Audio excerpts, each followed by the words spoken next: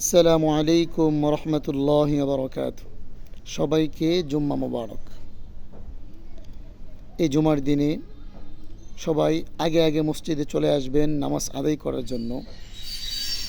আমরা অনেক সময় অবহেলা করে জুমার দিনও দেরি করে আসি। যাই হোক, নামাজ নিয়ে একটা হাদিস বলি।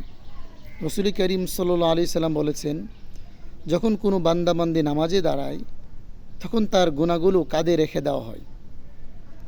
যখন সে রুকু করে সেজদা করে তখন তার গুনাহগুলো ঝরে পড়ে যায়। সুবহানাল্লাহ।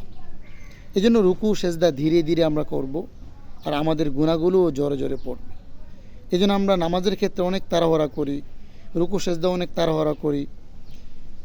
রসুল যেহেতু বলেছেন যে রুকু সেজদা করার দ্বারা গুনাহগুলো ঝরে পড়ে যায়, এই জন্য আমি আপনি যত ধীরে ধীরে রুকু সেজদা করব আমাদের তত বেশি গুনাহ ঝরে পড়বে। সুবহানাল্লাহ। আসুন আমরা জুমার দিনে সবার আগে আগে মসজিদে চলে যাই। রব্বে কারীম আমাদের সবাইকে পাঁচ ওয়াক্ত নামাজ জামাতের সহিত আদায় করার তৌফিক দান করুন। সকলে পড়ি আমিন।